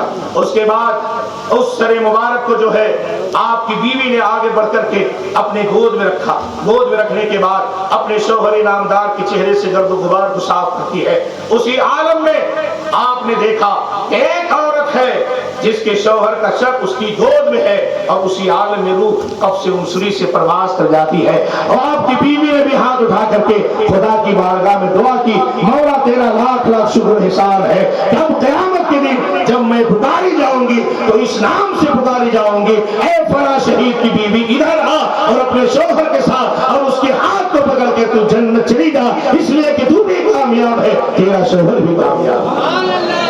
اسلام کی تاریخ میں ایسی قربانی کس نے پیش کیا ہے؟ جس نے پیش کیا اسی کو جانثاران حسین کہتے ہیں، اسی کو حسین سے محبت کرنے والے کہتے ہیں، اسی کو حسین سے عقیدت کرنے والے کہتے ہیں کہ جنہوں نے اپنی خوشی کو خوشی نہیں سمجھا، اپنی شادی کو شادی نہ سمجھا، بیوی نے شوہر کی محبت کو محبت جاننے کے باوجود بھی نواز رسول کی محبت کو قربان کر دیا، جس کے ہاتھوں کی مہندی بھی ابھی پھیکی نہیں پڑی تھی، لیکن اس عالم میں بھی اس نے دعا کی، مولا میرے شوہر کو جامع شہادت عطا فرما۔ جو ماں جس کا اکلوتا بیٹا ہے، بڑھاپے کا سہارا ہے، ہر ماں یہ چاہتی ہے کہ میرا بیٹا بڑھاپے کا میرا سہارا بنے، اور ایسے لوگ بڑھاپے کا سہارا بھی ہوتے ہیں، اور کچھ بیٹے ایسے نالائق بھی ہو جاتے ہیں کہ جن کو دیکھ کر کے بڑا افسوس ہوتا ہے۔ آج کے زمانے میں واقعی کچھ ایسے بیٹے ناہنجار ہوتے ہیں جو اپنے باپ کو بھدی بھدی گالیاں دیتے ہیں، سامنے گالی دیتے ہیں۔ آپ ہی کے علاقے میں ابھی میں آ رہا تھا، راستے میں دیکھ کر کے مجھے بڑی تعجب کی بات ہو گئی، جس گلی سے میں گزر رہا تھا، ایک بیٹا جو ہے ایسا نالائق بیٹا ہے، ایسے بیٹے کو تو مر جانا چاہیے، اسے زندہ رہنے کا حق نہیں ہے۔ جو باپ کو گالی دیتا ہے، بری بری باتیں کہتا ہے، وہ کیسا بیٹا ہو سکتا ہے؟ وہ نالائق ہو سکتا ہے، وہ سعادت مند نہیں ہو سکتا ہے۔ سعادت مند جو بیٹا ہوتا ہے اسی کا نام وہب بن عبداللہ کلبی ہوتا ہے، جس سے ماں بھی خوش ہے، جس سے بیوی بھی خوش ہے، جس سے نواز رسول بھی خوش ہے، جس سے اللہ رسول بھی راضی ہے۔ اس لیے یاد رکھو بیٹو، باپ یا ماں بڑی نعمت ہے، بڑی دولت ہے، اس لیے کہ وہ اگر دعا کر دے تو ان کی دعا کا عالم یہ ہے کہ اللہ قبول فرماتا ہے، اور بد دعا کر دے تو بد دعا سے دنیا بھی تباہ ہو جائے گی، آخرت میں تمہارا کوئی ٹھکانہ نہیں ہوگا۔ درود شریف پڑھ لیں، اللہم صلی علی سیدنا مولانا محمد المعدن الجود والکرم وآلہ وصحبہ وآلہ وسلم، صلو علیہ صلاۃ و سلام علیکہ یا رسول اللہ صلی اللہ علیہ وسلم۔ امام حسین کے جانثاروں میں سے ایک جانثار وہب بن عبداللہ کلبی، میں نے بتایا تھا کہ امام حسین کے ایک بھتیجا جنہیں تاریخ میں قاسم بن حسن کے نام سے یاد کیا جاتا ہے، حضرت قاسم بن حسن جو 19 سال کے نوجوان تھے، آپ کی عمر شریف 19 سال کی تھی، جن کی نسبت اور جن کا رشتہ حضرت امام حسین کی بیٹی حضرت سکینہ سے لگا تھا، جس کی عمر 7 سال تھی۔ یہ بھی میں آپ کو بتا دوں، آج کے فرضی واقعہ بیان کرنے والے واقعہ بیان کر دیتے ہیں کہ امام قاسم کی جو ہے شادی کربلا میں بھی ہوئی تھی اور مہدی رچائی گئی تھی، یہ سراسر غلط ہے، جھوٹ ہے۔ حضرت سکینہ سے صرف ان کا رشتہ لگا تھا، ان کی نسبت لگی تھی، کربلا میں نہ تو شادی ہوئی تھی اور نہ ہی حضرت سکینہ کے ہاتھوں میں مہندی لگی تھی۔ ارے ہر طرف غم و غم کا پہاڑ توڑا جائے گا اور اس کے عالم میں کوئی شادی کرے گا، شادی کی خوشی لے گا؟ ایسی افواہیں اور ایسی فرضی باتوں کو رد کر دینا چاہیے۔ حضرت قاسم سے آپ کی نسبت تو لگی تھی، آپ کا رشتہ تو طے ہوا تھا، لیکن شادی بھی نہیں ہوئی تھی اور مہدی بھی رچائی نہیں گئی تھی۔ حضرت قاسم جو حضرت امام حسن کے بیٹے ہیں، آپ کی 19 سالہ اٹھتی ہوئی جوانی، کڑیل جوانی، جب دیکھتے ہیں کہ ایک کے بعد دیگر لوگ جام شہادت نوش کرتے ہیں، حضرت قاسم دوڑ کر کے آتے ہیں، خیمے کی طرف آتے ہیں، اپنے چچا امام حسین سے اجازت مانگ رہے ہیں، چچا جان اجازت دے دیجیے، مجھے میدان کربلا میں جانے کی اجازت دے دیجیے۔ امام حسین نے کہا نہیں، میں کیسے تم کو اجازت دوں؟ کل قیامت کے بھی میرا بھائی حسن پوچھ لیا کہ میرے بھائی حسین کربلا میں جب بھیجنا تھا تمہارے بیٹے علی اکبر تھے، اس کو کیوں نہیں بھیجا؟ علی اوسط زین العابدین کو کیوں نہیں بھیجا؟ تم نے میرے بیٹے قاسم کو پہلے کیوں بھیج دیا؟ وہاں میں کیا جواب دوں گا؟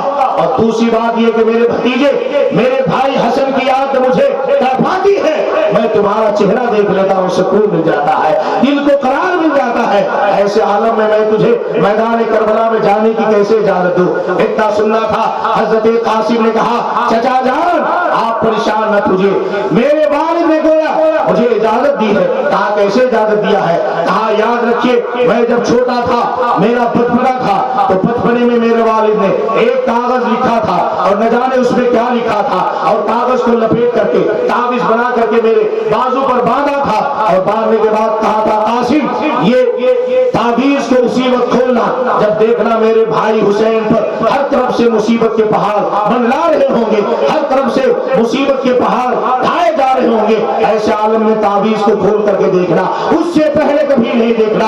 اے چچا جان آج میں دیکھ رہا ہوں، اس سے پہلے کبھی آپ پر مصیبت کے پہاڑ ایسے منڈلا نہیں رہے تھے، آپ پر مصیبت کے ہر طرف سے بادل منڈلا نہیں رہے تھے، ایسے عالم میں نے دیکھا آپ پر ہم پر نہر فرات کا پانی بند کر دیا گیا ہے، جس نہر فرات سے چرند و پرند پانی پی رہے، جس نہر فرات سے یہودی عیسائی پانی پی رہے تھے، جس نہر فرات سے جانور پانی پی رہے تھے، کتے پانی پیتے ہیں، خنزیر کا پانی پی رہے، لیکن اسی نہر فرات کا پانی جو ہے خاندان اہل بیت بند کر دیا گیا ہے. 3 دن کے ہم لوگ بھوکے پیاسے ہیں. آپ کے اوپر ہر طرف سے جو ہے مصیبت اور عذاب کے پہاڑ ڈولے جا رہے ہیں. آپ صبح سے لے کر کے اس وقت تک اپنے جانشاروں کی لاش کو اپنے کاندھے پر اٹھاتے ہیں, لیکن اس عالم میں بھی آپ صبر کرتے ہیں اور یہی کہتے ہیں جان بھی دی ہوئی اسی کی ہے, حق تو یہ ہے کہ حق ادا نہ ہوا. ایسے عالم میں دیکھتا ہوں اس سے پہلے مصیبت کی گھڑی آپ پر ایسی نہیں آئی تھی جو اس وقت آئی ہے. تب میں نے اپنے باپ کی یاد آ گئی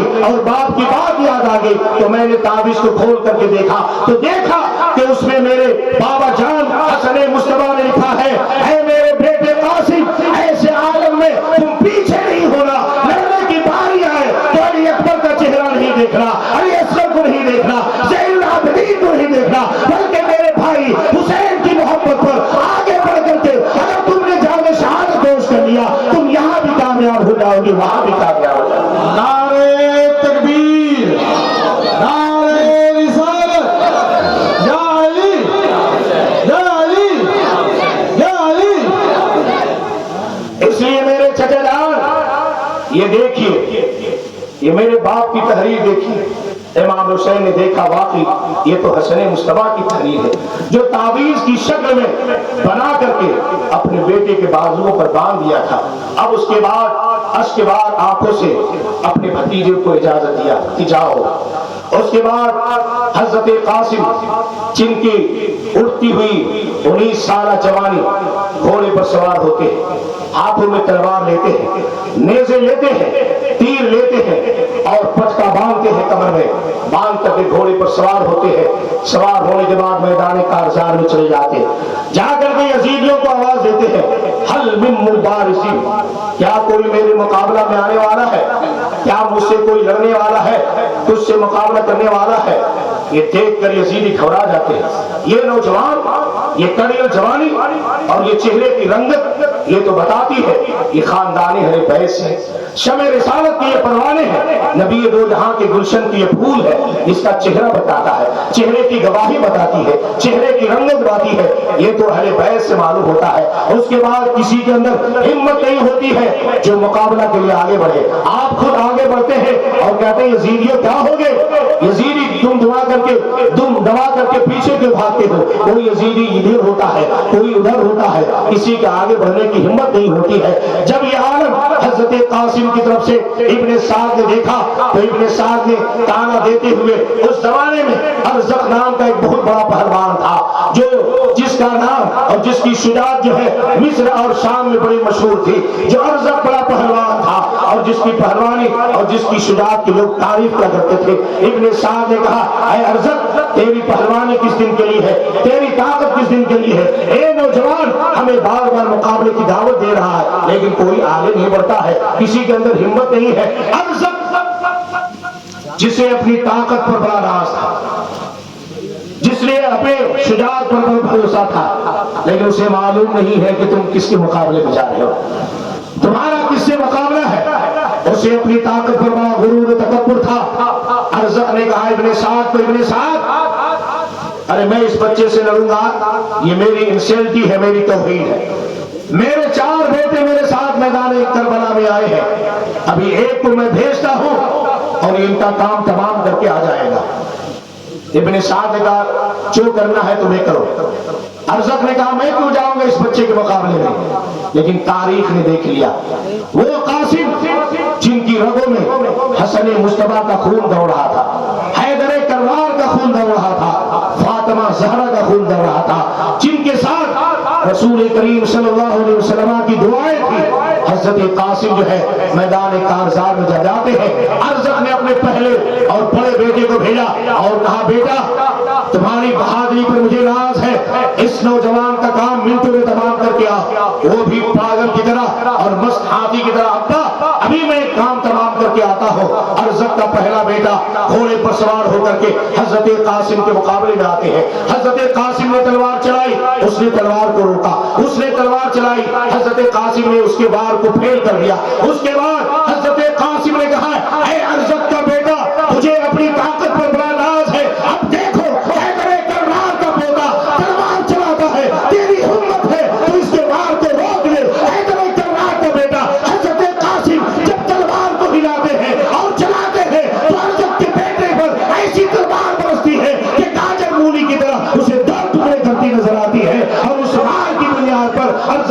بیٹا تہے تیغ ہو جاتا ہے اور جہنم رسید ہو جاتا ہے۔ اب اس کے بعد ارزق دیکھتا ہے کہ میرا بڑا بیٹا جس پر بڑا ناز تھا، میں تو سوچا تھا کہ منٹوں میں ان کا سر لائے گا، لیکن وہی سر دے کر کے آ گیا۔ پھر ارزق نے اپنے دوسرے بیٹے کو بھیجا اور کہا جاؤ دیکھو تمہارے بڑے بھائی کا اس نے خاتمہ کیا ہے، اس کا بدلہ لے کر کے آؤ۔ دوسرا بھی مست ہاتھی کی طرح گیا اور کہا ابو جان گھبرائیے نہیں، ابھی میں بدلہ لے کر کے آتا ہوں۔ ارزق کا دوسرا بیٹا بھی جاتا ہے، گھوڑے پر سوار ہو کر کے جاتا ہے، ہاتھوں میں نیزے لے کر کے جاتا ہے۔ ادھر حضرت قاسم ہے، حسن مصطفیٰ کی یادگار ہے، حسن مصطفیٰ کے لڑکے ہیں، حیدر کرار کے پوتے ہیں، حضرت امام حسین کے بھتیجے ہیں۔ میدان کارزار میں ارزق کا دوسرا بیٹا ہے، دونوں طرف سے تلوار چلتی ہے، یہ تلوار چلاتے ہیں وہ روکتا ہے، وہ تلوار چلاتا ہے یہ روکتے ہیں۔ اس کے بعد حضرت قاسم نے ایسی بہادری اور ایسی شجاعت کا مظاہرہ کیا، ایک نیزہ ایسا مارا تو وہ نیزہ ارزق کے دوسرے بیٹے کے سینے میں پیوست ہو کر کے اس پار سے اس پار ہو گیا اور گھوڑے سے گرتا ہے۔ گھوڑے سے کیا گرا کہ جہنم رسید ہوتا چلا گیا۔ دوسرا بیٹا بھی خاتمہ ہو گیا۔ اب اس کے بعد ارزق نے اپنے تیسرے بیٹے کو کہا جاؤ تمہارے دو بھائی کا اس نے خاتمہ کر دیا، اب جاؤ بدلہ لے کر کے آؤ۔ دوسرا بیٹا بڑا بدتمیز تھا، بڑا نالائق تھا اور بڑی غلط زبان رکھتا تھا۔ تیسرا بیٹا ارزق کا گیا میدان کارزار میں جاتا ہے، گھوڑے پر سوار ہے، حضرت قاسم ان کے سامنے ہے۔ حضرت قاسم کو دیکھ کر کے گالیاں دینے لگا، برا بھلا کہنے لگا، ان کی شان میں گستاخی کرنے لگا، گالیاں دینے لگا۔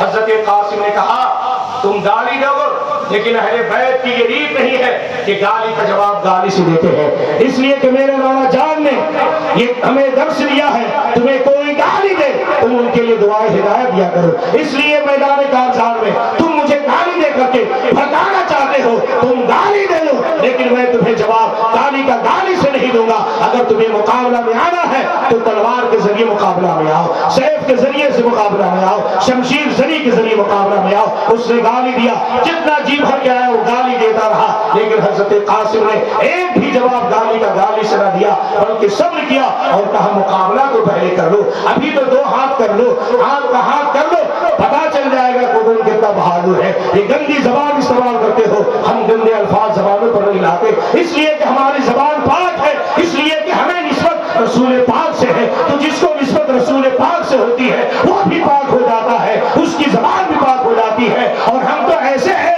کہ اہل بیت سے ہمارا تعلق ہے، رسول پاک کے خاندان سے ہمارا تعلق ہے۔ اس کے بعد جب مقابلہ ہوتا ہے، جب مقابلہ ہوتا ہے یہ بھی آگے بڑھتے ہیں وہ بھی آگے بڑھتے ہیں، یہ بھی تلوار چلاتا ہے وہ بھی تلوار چلاتے ہیں، یہ بھی نیزہ چلاتا ہے۔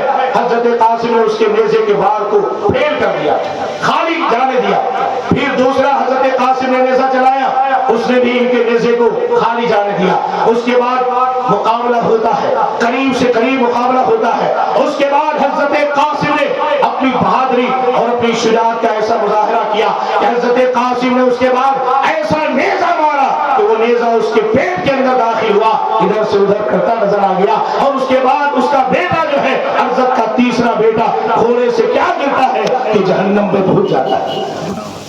تین بیٹے کا خاتمہ ہو گیا، آخری بیٹا چوتھا بیٹا، اس کو ارزق نے بھیجا جاؤ اب تو لاج بچا لو، اپنی بہادری کا مظاہرہ دکھاؤ، تیرے تینوں بھائیوں کو اس نے کام تمام کر دیا، تم جاؤ بدلہ لے کر کے آؤ۔ کہا ٹھیک ہے میں بدلہ لے کر کے آیا۔ ارزق کا آخری بیٹا میدان میں جاتا ہے، حضرت قاسم کے مقابلے میں گیا، اس نے بھی بڑا پیکرا دکھایا اور کہا جانتے ہو میں ارزق کا بیٹا ہوں، اگرچہ چھوٹا بیٹا ہوں لیکن میرے باپ کو میری بہادری پر بڑا ناز ہے، میری شجاعت پر بڑا ناز ہے۔ حضرت قاسم نے کہا ہو سکتا ہے کہ تمہارے باپ کو تمہاری شجاعت پر ناز ہوگا، تمہارے باپ کو تمہاری بہادری پر ناز ہوگا، میں تو وہ ہوں کہ میری رگوں میں حیدر کرار کا خون دوڑ رہا، میری رگوں میں حضرت حسن کا خون دوڑ رہا ہے، میری رگوں میں حضرت فاطمہ کا خون دوڑ رہا ہے۔ تم میرے مقابلے میں آئے ہو، اپنی بہادری دکھانا چاہتے ہیں دکھاؤ، جتنی بہادری دکھانا ہے دکھاؤ، جتنے تیر چلانے ہیں چلاؤ، جتنی تلوار چلانی ہے چلاؤ، جتنا پیکرا لینا ہے لے لو۔ ہر اعتبار سے پیکرا لیا، تلوار چلائی، حضرت قاسم نے تلوار کے وار کو خالی کر دیا، پھر تلوار چلائی، تلوار کے وار کو خالی کر دیا۔ اس کے بعد حضرت قاسم نے کہا دیکھو حیدر کرار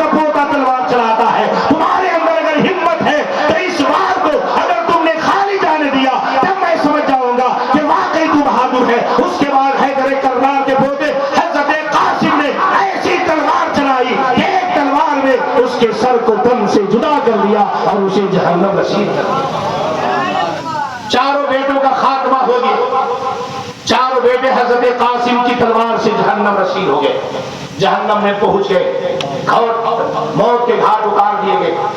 اب اس کے بعد تو ارزق جسے اپنی بہادری پر بڑا ناز تھا اور جسے حضرت قاسم کو ایک چھوٹا بچہ سمجھا تھا، جسے اپنے اعتبار سے اس نے اناڑی سمجھا تھا، آج اس کا غرور کچھ ہلکا ہوا، لیکن اس کے بعد تو پاگل ہاتھی کی طرح، بس ہاتھی کی طرح غیظ و غضب میں آ گیا اور کہا ابھی میں اپنے چاروں بیٹوں کا بدلہ لے کر آتا ہوں۔ ابن سعد نے کہا جلدی تو جا، تو نے اپنی نگاہوں کے سامنے اپنے چاروں بیٹوں کا حشر نہیں کیا کہ حضرت قاسم نے کیسے اسے مارا ہے، کیسے للکار کر کے مارا ہے، کیسے بول کر کے مارا ہے۔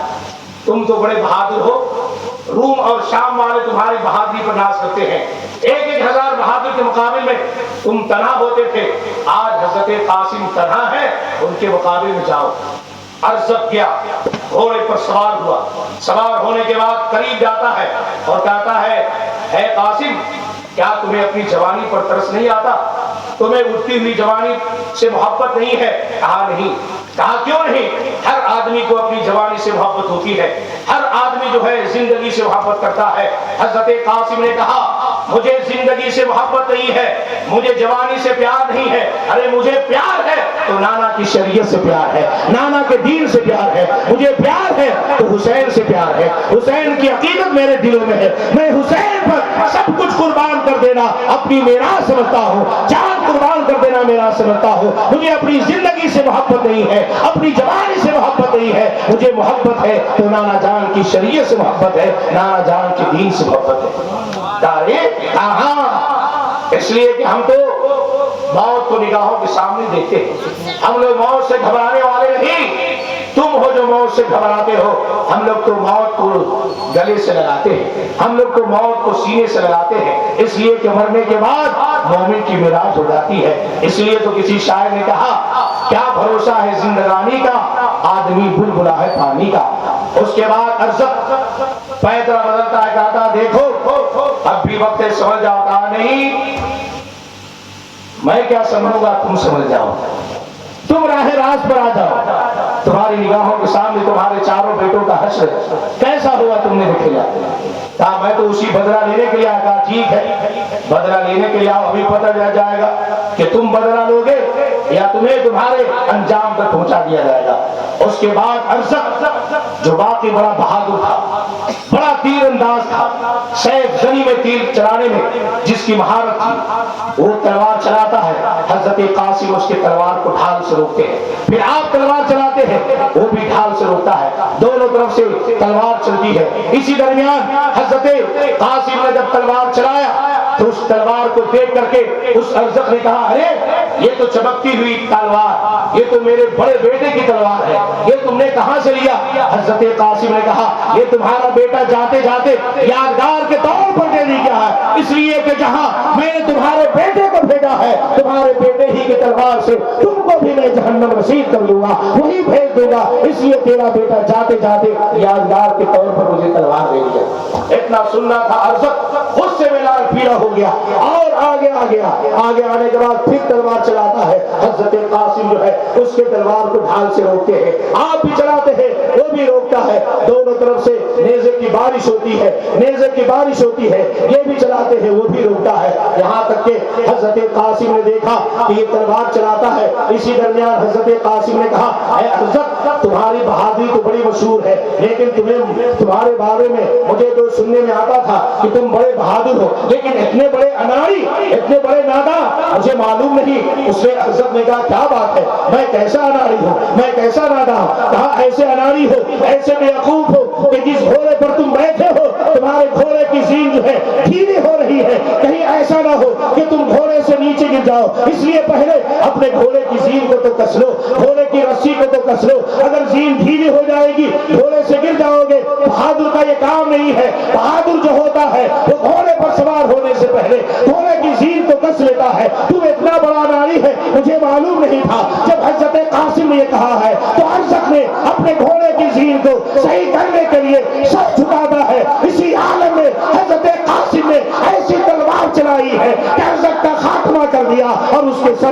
से जुदा कर दिया और गाजर मूली की तरह उसको काट कर नजर आ गया। सुभान अल्लाह, सुभान अल्लाह। उसके बाद इब्ने साद ने देखा कि अब क्या होगा। अरज़क के चारों बेटों का खात्मा, अरज़क का भी खात्मा। उसके बाद इब्ने साद ने कहा देखो ये नौजवान से एक एक करके मुकाबला करोगे, जीत नहीं पाओगे। एक एक करके मुकाबला करोगे, जीत नहीं पाओगे। इसी आलम में हजरत कासिम को प्यास लगती है, घोड़ा दौड़ाते दौड़ करके अपने चचा की तरफ जाते और आवाज देते, या अम्मा अल अतश अल अतश, ऐ चचा जान प्यास प्यास, मेरी प्यास बुझा दीजिए, मुझे पानी के चंद कतरे दे दीजिए।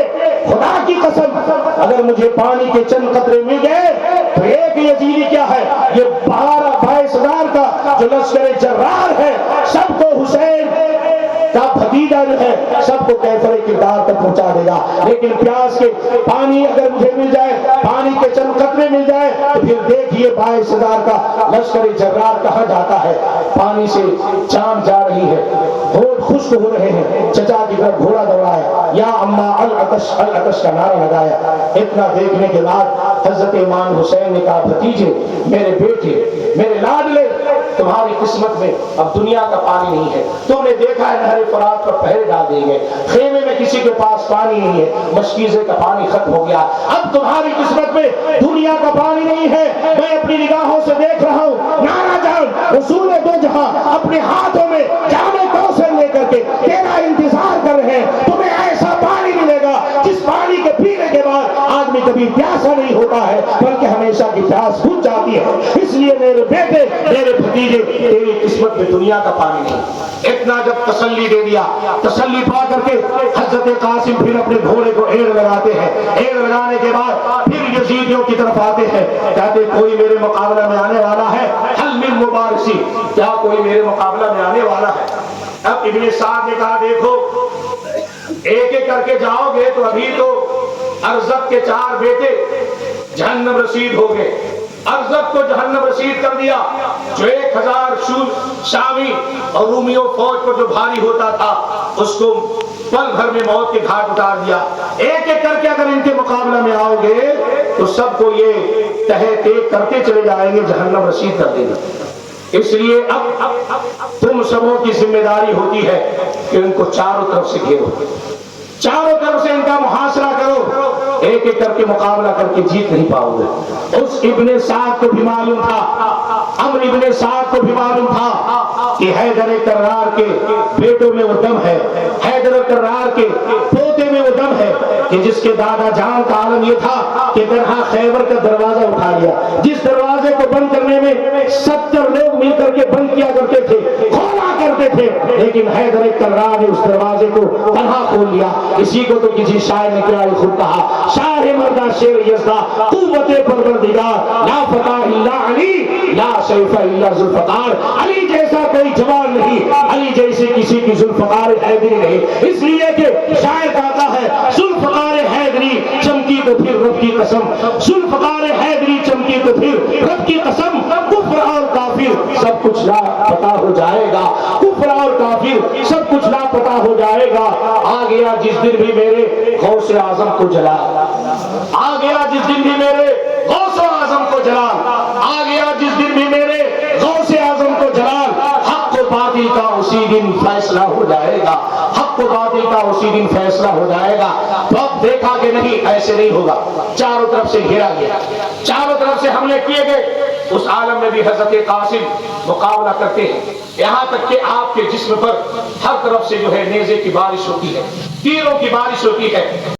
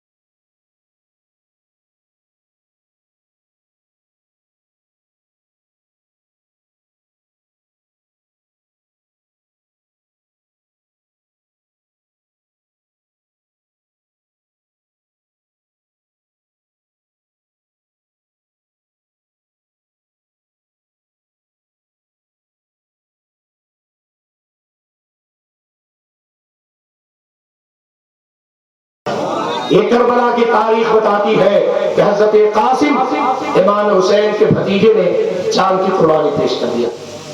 ایسی تاریخ اسلام میں ملتی نہیں جو تاریخ کربلا کے میدان میں مقام نینوا میں امام حسین اور ان کے جانثاروں اور ان کے بیٹے اور ان کے بھتیجے نے قربانی پیش کیا ہے. اسلام کی تاریخ میں ایسی قربانی ملتی نہیں.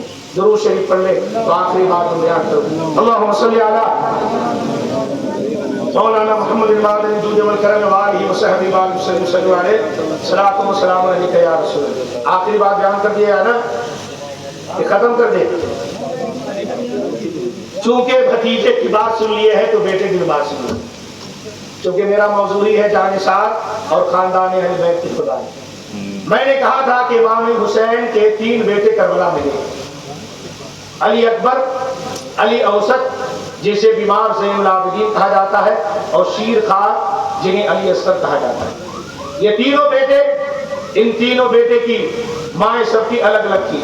اور حضرت امام حسین کی بیوی جو کربلا میں گئی تھی وہ 2 تھی. ایک کا نام شہر بانو اور دوسری جو بیوی تھی حضرت علی اصغر کی والد ماجدہ. یعنی حضرت امام حسین کی 2 بیوی کربلا میں گئی تھی، ایک شہر بانو اور دوسرے حضرت علی اصغر کی والد ماجدہ. حضرت علی اکبر جن کے 18 سال کڑگل جوانی، جن کا رشتہ حضرت سکینہ سے لگا تھا لیکن شادی نہیں ہوئی تھی، مہدی نہیں رچائی تھی. میں نے بتا دیا نہیں، حضرت قاسم سے لگا. حضرت علی اکبر حضرت امام حسین کے شہزادے جن کی عمر شریف جو ہے 18 سال تھی. کتنی تھی؟ 18 سال. علی اکبر کے بارے میں کتابوں میں آتا ہے کہ انہیں شبہ پیغمبر کہا جاتا ہے. کہیے سبحان اللہ. شبہ پیغمبر کا مطلب یہ ہے کہ ان کے چہرے سے رسول کریم صلی اللہ علیہ وسلم کا جمال جہاں آرا یاد آ جاتا ہے. ان کا روح کعبہ رسول کریم صلی اللہ علیہ وسلم کے چہرے والضحیٰ کا خطبہ پڑھتا تھا. ان کے چہرے کو دیکھنے والے جنہوں نے حضور کو دیکھا ہے، حضور کا جمال جہاں آرا یاد آ جاتا تھا. اسی لیے تو کتابوں میں آتا ہے کہ جنہیں حضور کو دیکھنا تھا اور جو لوگ نہیں دیکھے تھے، جو بے قرار ہوتے تھے، وہ حضرت علی اکبر کے چہرے کو دیکھ لیتے تھے. رسول کریم صلی اللہ علیہ وسلم کی محبت تازہ ہو جایا کرتی تھی. اس لیے کہ آپ کو شبیہ پیغمبر کہا جاتا تھا، یعنی حضور کے چہرے سے آپ کا چہرہ ملتا جلتا تھا. جن کی جوانی 18 سال کی تھی حضرت علی اکبر ہے. میدان کارزار میں جانے کے لیے اپنے والد ماجد سے اجازت مانگ، ابو جان مجھے اجازت دے دیجیے، میدان میں جانے کی اجازت دیجیے. حضرت امام حسین نے کہا بیٹا تم کیسے میدان کارزار میں جاؤ گے؟ میرے ہوتے ہوئے تم نہیں جا سکتے. باپ کے ہوتے ہوئے بیٹا نہیں جائے گا، تم سے میری کافی امیدیں وابستہ ہے. کہا نہیں ابو جان، میں یہ نہیں چاہتا کہ میرے ہوتے ہوئے آپ جامع شہادت نوش کریں، میرے ہوتے ہوئے آپ پہلے نانا جان سے ملے. میں چاہتا ہوں کہ پہلے میں نانا جان سے ملوں اور ان کے ہاتھ سے جامع کوثر نوش کرواؤں. باقی جب بار بار بیٹے نے ضد کیا کہ ابو جان اجازت دے دیجیے، آخر کار حضرت امام حسین نے خواہی نہ خواہی بیٹے کی ضد پر امام علی حضرت علی اکبر کو اجازت دے دیا. علی اکبر کو اجازت دیا تو کس طرح سے دیا؟ حضرت امام حسین خود اپنے بیٹے کو گھوڑے پر سوار کرتے اور سوار کرنے کے بعد اپنے ہاتھ سے نیزہ اپنے بیٹے کو پکڑاتے ہیں. اس کے بعد ان کے کمر میں جو پٹا باندھا جاتا پٹا باندھتے ہیں اور ان کے سر کے اوپر جو لوہے کی ٹوپی ہوتی ہے فولادی ٹوپی سر پر انہیں پہنا دیتے ہیں اور ان کے بغل میں جو ہے تلوار جسے سیف کہا جاتا ہے لٹکا دیتے ہیں. اس کے بعد حضرت علی اکبر گھوڑے پر سوار ہوتے ہیں اور خیمے میں جو بیویاں تھیں ساری بیویوں کو سلام کہا اور کہا السلام علیکم یا اہل بیت رسول اللہ صلی اللہ علیہ وسلم. بیویوں نے اس کے بعد آنکھوں سے اپنے بیٹے کو الوداع کہا، رخصت کیا اور حضرت امام حسین نے اپنی نگاہوں سے اپنے بیٹے کو رخصت کیا، سلام کا جواب دیا. علی اکبر میدان کارزار میں پہنچتے ہیں. پہنچنے کے بعد آواز دیتے ہیں یزیدی فوجیوں کو حل من مبارز، کیا کوئی میرے مقابلہ میں آنے والا ہے؟ اب جب ان کے چہرے کی رنگت کو اور ان کے حسن و جمال کو لوگ دیکھتے ہیں پوچھتے ہیں یہ کون؟ اتنا حسین و جمیل چہرے والا ہے، اتنا خوبصورت چہرے والا کون ہے؟ جن لوگوں نے حضور کو دیکھا تھا وہ کہتے ہیں یہ چہرے سے تو رسول کریم کا چہرہ یاد آتا ہے، یہ چہرہ تو حضور کے چہرے والدہا کا خطبہ پڑھتا ہے، یہ حسین جمیل نوجوان کون ہے؟ کہنے والوں نے کہا تمہیں معلوم نہیں ہے، یہ امام حسین کا لڑکا ہے جس کا نام علی اکبر ہے، جس کی اڑتی ہوئی جوانی ہے، اور اس جوانی کو اپنے نانا جان کی شریعت کی حفاظت کے لیے، اس جوانی کو قربان کرنے کے لیے آ گیا ہے، اور تم سے مقابلہ کی دعوت دیتا ہے، تم آگے کیوں نہیں بڑھتے ہو؟ کوئی یزیدی آگے نہیں بڑھتا ہے۔ علی اکبر گھوڑے پر سوار ہو کر کے گھوڑے کو ریڑ دیتے ہیں، یزیدی فوجوں کے درمیان گھس جاتے ہیں، داہنے پر حملہ کرتے ہیں، بائیں پر حملہ کرتے ہیں، میمنہ پر حملہ ہے، میسرہ پر حملہ ہے، قلب لشکر یعنی فوج کے پیچھے میں، فوج کے بیچ میں داخل ہو کر کے اس پر بھی حملہ کرتے ہیں، ادھر سے ادھر فوج کو کر دیا۔ اب سارے لوگ پریشان ہیں، ارے یہ نوجوان تو ہماری فوج کو درہم بھرم کر دیتا ہے، کوئی آگے بڑھتا نہیں۔ اسی درمیان ابن سعد نے کہا ارے بہادروں کیا ہو گیا ہے؟ تم میں سے کسی کی ہمت کیوں نہیں آگے بڑھنے کی؟ اسی عالم میں ایک شخص آگے بڑھا جس کو اپنی بہادری پر بڑا نام تھا، جس کا نام طارق بن شیش ہے۔ طارق بن شیش آگے بڑھا اور گھبرائیے نہیں، ابھی میں اس کا سر تن سے جدا کر کے لاتا ہوں۔ ابن سعد نے کہا جاؤ آگے بڑھو، آگے بڑھو۔ جب طارق ابن سعد نے للکارا اور کہا آگے بڑھو، اگر تم ان کے سر کو تن سے جدا کر کے لے کے آ گئے ہو تو میں ابن زیاد سے کہہ کر کے موصل کی گورنری تمہیں عطا کروں گا۔ موصل ایک جگہ ہے، وہاں کا تمہیں گورنر بنا دوں گا اور وہاں کی گورنری تمہیں عطا کی جائے گی، اس لیے آگے بڑھ کر کے ان کا سر تن سے جدا کر کے لاؤ۔ طارق بن شیش جسے اپنی بہادری پر بڑا ناز تھا آگے بڑھتا ہے اور تیزی سے حضرت علی اکبر پر نیزہ وار کیا۔ حضرت علی اکبر نے اس نیزے کے وار کو خالی کر دیا، فیل کر دیا۔ اس کے بعد ایسا وار حضرت علی اکبر نے کیا کہ وار آر سے پار ہو گیا اور طارق بن شیش کا خاتمہ ہو گیا، جہنم رسید ہو گیا۔ طارق کے دو بیٹے بھی اس کے ساتھ گئے تھے، ایک کا نام تھا عمرو ابن طارق اور دوسرے کا نام تھا طلحہ ابن طارق۔ عمرو ابن طارق آگے بڑھ کر کے اپنے باپ کو بدلہ لینے کے لیے آگے بڑھا۔ جب عمرو ابن طارق باپ کو بدلہ لینے کے لیے آگے بڑھا، اس نے بھی تلوار چلائی، آپ نے بھی تلوار چلائی۔ اس نے تلوار چلائی، آپ نے اپنے ڈھال سے روکا۔ اس کے بعد آپ نے چلائی، اس نے بھی روکا۔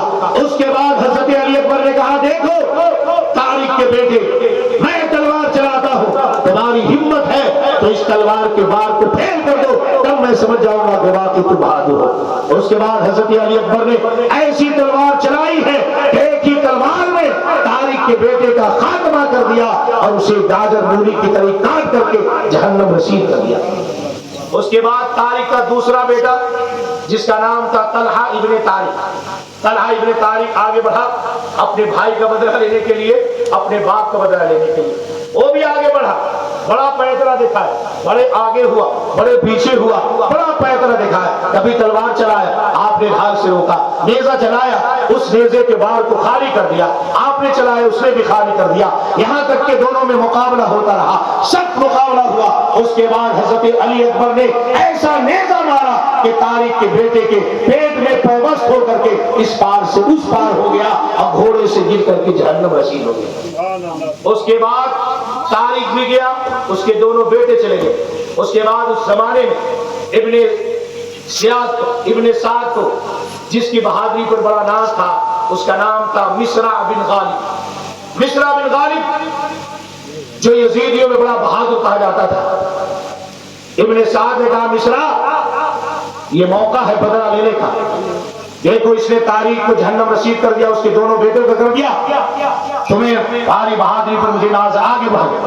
مصرع بھی آگے بڑھ کر کے اپنی بہادری کا جوہر دکھانا چاہا، آپ نے بھی جوہر دکھایا، اس نے بھی جوہر دکھایا، دونوں طرف سے تلواریں چلتی ہے، دونوں ایک دوسرے کی تلوار کو ڈھال سے روکتے ہیں، روکتے روکتے حضرت علی اکبر نے ایسی تلوار چلائی کہ اس تلوار کو ڈھال سے وہ روک نہ سکا، اور ان کی تلوار چلتی ہے تو مصرع بن غالب کا خاتمہ ہو جاتا ہے، جہنم رسید ہو جاتا ہے۔ اس کے بعد ابن سعد نے کہا اب آخری موقع ہے، یک بار یہ حملہ کرو۔ اس نے کہا کیا سب مل کر کے چاروں طرف سے حملہ کرو۔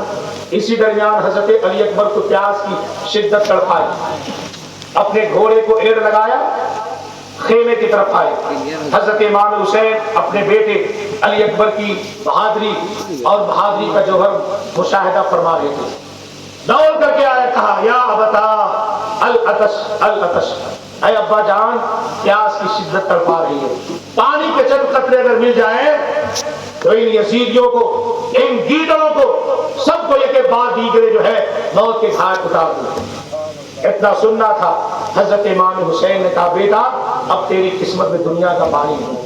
امام حسین نے اپنی انگشتری, اپنی انگوٹھی نکال کر کے اپنے بیٹے علی اکبر کو دیا. علی اکبر پیاس کی شدت تڑپا رہی ہے نا, اسے چوم لینا اور اسے چوس لینا, پیاس کی شدت میں کمی آ جائے گی. سبحان اللہ. یہ ہے نبی دو جہاں کے نواسوں کا اختیار کہ کسی کو انگوٹھی دے دیتے ہیں اور کہے انگوٹھی چوس لو تو پیاس کی شدت ختم ہوتی چلی جائے گی. حضرت علی اکبر کو اپنی انگوٹھی دیا. حضرت علی اکبر نے بابا جان کی انگوٹھی کو پہنا, پہننے کے بعد اسے چوسا, چوسنے کے بعد تھوڑی سی پیاس میں کمی آ گئی. اس کے بعد گھوڑے کو دوڑایا, ادھر سے آواز آئی حل من مبارک, کیا کوئی مقابلہ کے لیے ہے؟ علی اکبر دوڑ کر کے مقابلہ کے لیے آگے بڑھتے ہیں. اس کے بعد ابن سعد نے کہا دیکھو اگر تنہا اسے لڑو گے تو کوئی جیت نہیں پاؤ گے, کوئی اس پر فتح نہیں کر پاؤ گے, اس لیے تم سب مل کر کے چاروں طرف سے گھیر کر اس پر حملہ کرو.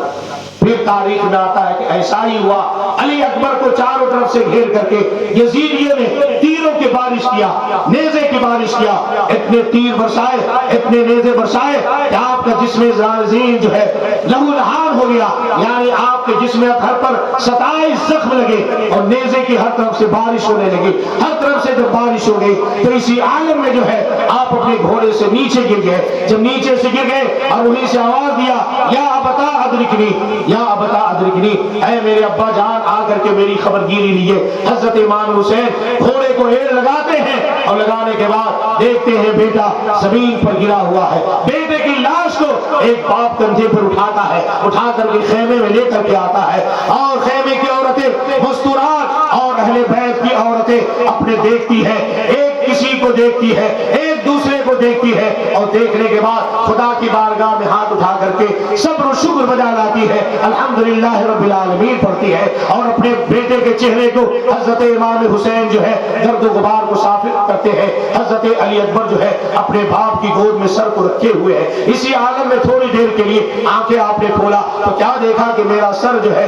بابا جان کی گود پر ہے. مسکرا دیتے ہیں, پھر آپس میں بات کرتے ہیں. کیا بات کرتے ہیں, ان کی بولی کیا ہے سمجھنے والے نہ سمجھ سکے. قیاس کرنے والوں نے یہی قیاس کیا کہ علی اکبر دنیا سے گیا رہے, بابا جان کو یہ پیغام دیا کہ بابا جان گھبرانے کی بات نہیں ہے, اس لیے کہ جان دی ہوئی اسی کی ہے, حق تو یہ ہے کہ حق ادا نہ ہوا. یہ تو ایک علی اکبر ہے, اگر اللہ آپ کو ہزاروں علی اکبر دے تو ایک ایک کر کے دین کی راہ میں قربان کرتے چلے جائیں گے تو دنیا میں بھی کامیابی ہے, آخرت میں بھی کامیابی. اسلام کی تاریخ میں ایسی قربانی جانثاروں کی نہیں ملتی ہے, بھائی بھتیجے کی نہیں ملتی ہے, بیٹے کی نہیں ملتی ہے. جو قربانی کربلا کے تپتے ہوئے صحرا میں امام حسین کے شہزادوں نے, ان کے بیٹوں نے, ان کے بھائیوں نے, ان کے بھتیجوں نے, ان کے جانثاروں نے, ان کے بھانجوں نے جو قربانی پیش کیا ہے وہ قربانی کبھی فراموش نہیں کی جا سکتی ہے. اس لیے مسلمانوں واقعات کربلا یہی پیغام دیتا ہے کہ اسلام کے لیے, الہی کلمت حق کے لیے, اسلام کی بلندی کے لیے اگر قربانی کی ضرورت آئے, قربانی کا مطالبہ ہو تو اپنی جان کو جان نہ سمجھنا, بلکہ شریعت میں اگر جان کو قربان کر دو گے تمہاری جان کی معراج ہو جائے گی اور تمہیں ہمیشہ کی زندگی مل جائے گی. یہاں بھی کامیاب ہو جاؤ گے, وہاں بھی کامیاب ہو جاؤ گے. اس لیے کہ شاعر کہتا ہے یہ شہادت گہے الفت میں قدم رکھنا ہے, یہ شہادت گہے الفت میں قدم رکھنا ہے.